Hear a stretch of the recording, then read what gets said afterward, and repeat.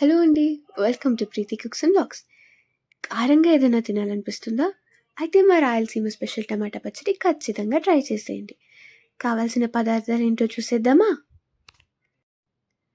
ఒక ఉల్లిపాయ, 6-7 పచ్చిమిర్చి, 3 టమాటాలు, ఒక కట్ట కొత్తిమీర, 1 టీ స్పూన్ జీలకర్ర,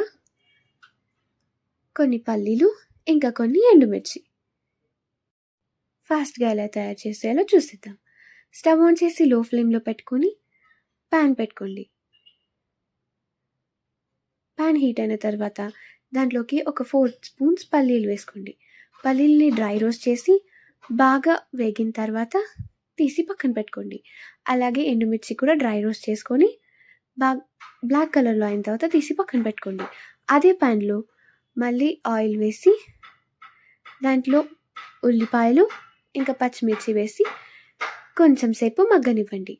తర్వాత టమాటో ఇంకా వెల్లుల్లిపాయలు వేసి బాగా ఉడకనివ్వాలి.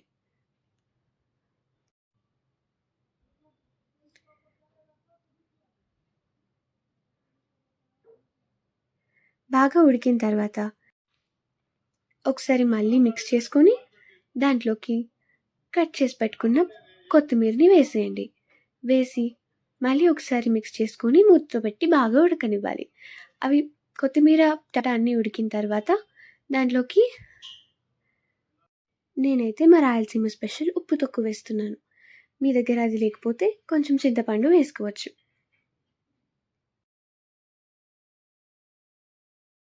చింతపండు వేసి కలిపేసిన తర్వాత జీలకర్ర వేసి ఒకసారి మిక్స్ చేసుకొని మళ్ళీ మూత పెట్టి దాన్ని చల్లగా అవ్వనివ్వండి. మిక్సీలో పల్లీలు ఇంకా ఎండుమిర్చి ఉప్పు వేసుకొని మిక్సీ పట్టేయండి.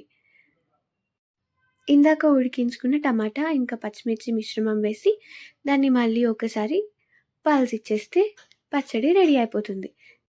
దాన్ని ఒక బౌల్లో తీసి పెట్టుకొని వేడి వేడి అన్నంలో పచ్చడి ఇంకా నెయ్యి వేసి తింటుంటే అద్భుతంగా ఉంటుంది. ఇలాంటి మరిన్ని రెసిపీస్ కోసం మా ఛానల్ని సబ్స్క్రైబ్ చేసేసుకోండి.